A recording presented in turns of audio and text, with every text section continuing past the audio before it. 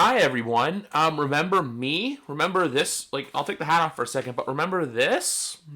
Face, beard, however you want to call it. I'm also wearing a football hoodie, but I'm also wearing a hat. First video I've done in a while. This is my first ever NFL video. For those of you who are on YouTube who have seen little thumbnails come up once in a while that say YWC Football Talk, that's mainly what I've been focusing on in 2020. Well, because also, to be honest, there hasn't been a whole lot to focus on this year with the pandemic and everything. I am here to talk about the real reason of why I wanted to make a video. I actually did a Twitter poll that I'm going to go to my profile for a second. And in that poll, I said the following. Should my first NFL video be why Cam and Stidham will be Patriots in 2021? Now, unfortunately, only 2 people voted, and I do thank you 2 people, but both of those people voted yes. So I'm here today to give my opinion on a bunch of things.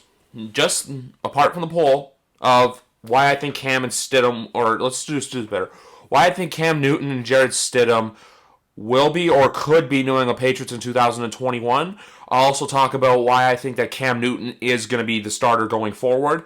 Now to my first point of why I think Cam and Jared will be New England Patriots going forward. Look, Jarrett Stidham's got 2 more years left on his rookie contract. They're not just going to waste that for nothing. Look, Bill obviously saw something in Stidham, and for all of the criticism you can have on the draft, look, I understand Jarrett Sitdham hasn't been the best quarterback, but he's good at getting the ball off early. He has got good pocket awareness. I understand that he got sacked and got ragdolled a couple of times. But if you look at the film of the games against the Chiefs and the Chargers, I'm excluding the Niners and the Rams games because those are straight up just, you know what, game's done, you're going into play. And also, he didn't really play his best in those games. Meanwhile, in the Chiefs game and the Chargers game, he had touchdowns in both those games. One to Gunnar and one to N'Keal Harry. N'Keal Harry in the Kansas City Chiefs game, and the Gunnar Olszewski touchdown that made the game 45-0, 44, and then obviously Nick Folk came in and made it 45. Now, with Jared, he's had something that not a lot of quarterbacks have had, or at least I should say rookie to second-year QBs had who are in a backup role. The greatest quarterback in NFL history, Tom Brady. He got to sit there for a year and learn all the little mechanics of how to be a quarterback in this league, because if anyone knows how to do it, it's Tom. No cap. And then he had Cam, who, Cam hasn't had the best year. He's bouncing back from a rotator cuff injury, I believe a foot injury, and just a whole slew of things. But guess what? Cam's been an MVP in this league. Cam's won a natty in college. He was a first overall pick, and he led his team to a Super Bowl. Now he had some questionable plays in the Super Bowl that I don't condemn, like him doing the stanky leg and not going for the ball when it was fumbled late in the game. That could have been a game-changing play. But when it comes to winning, Cam's been there before, so Cam knows what to do. And also, too, I believe with Cam going forward, on another note, that look, he knows the playbook. Obviously, there's a lot of moments this year where it's 1 step forward, 2 steps back. But with this team this year, it seems that the highs are high. Like, I don't know, beating Baltimore, beating LA. Even though, LA's 3-9. Look, they won 45-0. He threw for 69 nice yards. Miami, he was having fun. Vegas, having fun, even though he didn't play his best. If you saw the differences between him saying, he can't chuck it, he got us into field goal range against the Jets to win that game, and everyone going, you shouldn't have won. Guess what? Every day of the week in this league, and that I'm a fan of the team right here, which I always will be, I will take an ugly win over losing pretty. Because I've made this comparison before, that losing pretty is like getting friend-zoned. You don't want it. It sucks. You get fed with compliments, and then you get knocked on your ass, and no one likes to see that. Now, with Cam, he's won the respect of the locker room. First guy in, last guy to leave. You want that in your quarterback. He didn't have a proper offseason. He signed on June 28th, 2020, which if you're usually that late, it means there's something wrong. Obviously, with Cam, look, he could be here next year, he could not be, but I'm here to make the case right now of why I think he will be. And that's because, look, this year, more than likely, the NFL offseason is going to be a proper offseason, even though there probably will be COVID restrictions in place. By that, I mean, look, teams are probably going to be able to travel to places to get physicals done, free agent signings, everything with the draft. I think there's going to be proper OTAs. There's going to be mini camps. There's going to be a full training camp with probably a full 4-game preseason. And guess what? Next year happens. A 17th regular season game comes into play. So there's a lot of moving parts going forward for 2021 in the National Football League. Now with Cam, if you factor all those things in there, that's just only going to help him work and develop his game. Getting that proper offseason in. Not joining the team when there's 2 months to go before kickoff. No, he's going to have a full 7 to 8 months to get ready for next season. I know he's not under contract, but look, even if they miss the playoffs, they can convince him to stay on the cheap. I'm not saying as cheap as this year, but I'm not saying he's getting not even double digits, or he could, but he's not going to be getting significant money no matter where he goes. So for him, it's either, look, if New England wants me back, he can come back.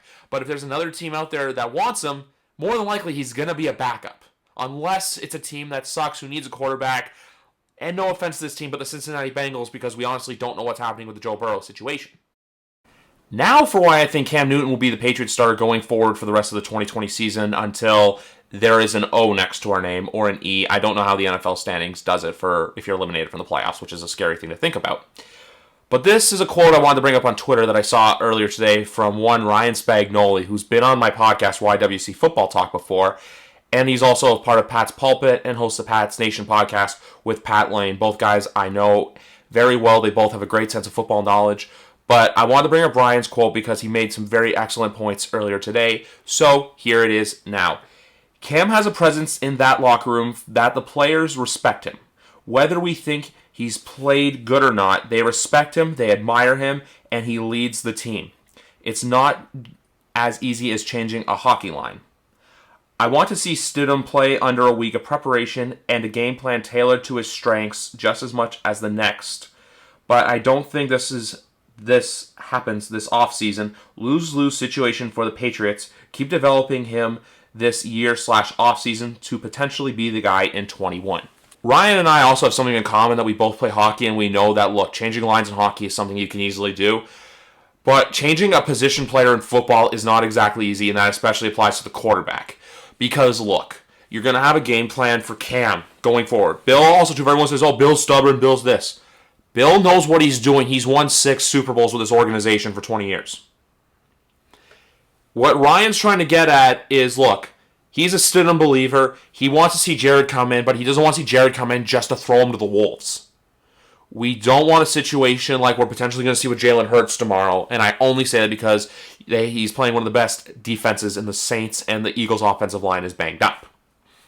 Now, with the Patriots' point of view, they've got 3 games left against 3 division opponents. None of the 3 I'm taking for granted, and yes, that includes an 0-12 Jets team, because if we know anything from the last time, they almost beat us, and we had to kick a field goal and rely on an interception on a dumb play-action pass throw by Joe Flacco with about 5.5 minutes left to go in the fourth quarter. So, that. And also do a 3-and-out to go with that, the 2-minute warning. That could have potentially put them in a field goal range to win the game, so grain of salt.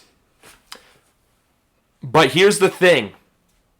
The Patriots either can win out, go 9-7, and look at the future and go, look, we're going to get a mid-teens draft pick. There's also the option of losing out where you go 6-10, but no part of me wants to see that. No part of me wants to think that Robert Kraft and Bill are going to sign up for, yeah, let's go throw 3 games, because you know what?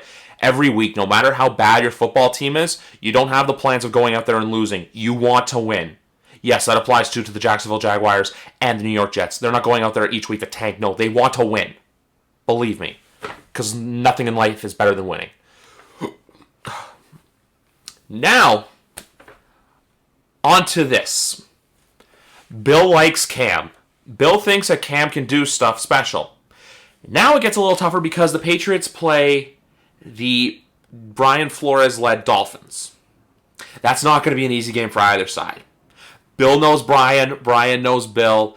And the last time these 2 teams played, it was 21-11. It was a kind of a competitive game at parts, but there were some parts of the Patriots who were taking over, and everyone thought, oh, hey, here's Miami, 0-1. We don't know what's going to go on with them, and New England wins. And it's like, hey, look, same old, winning continues.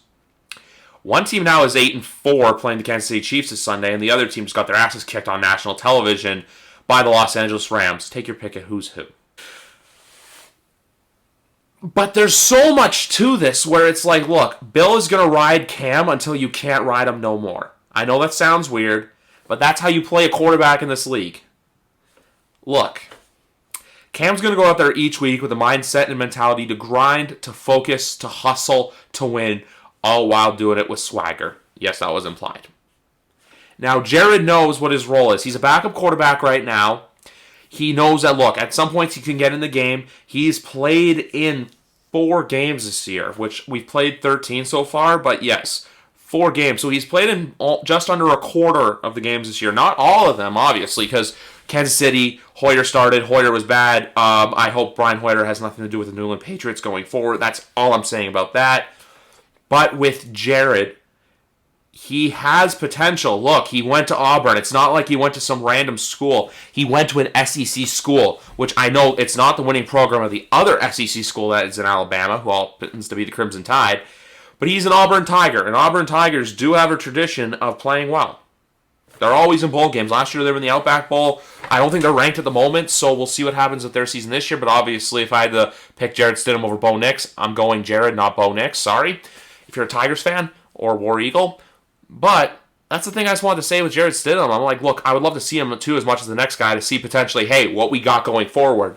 But you do that when you're officially out.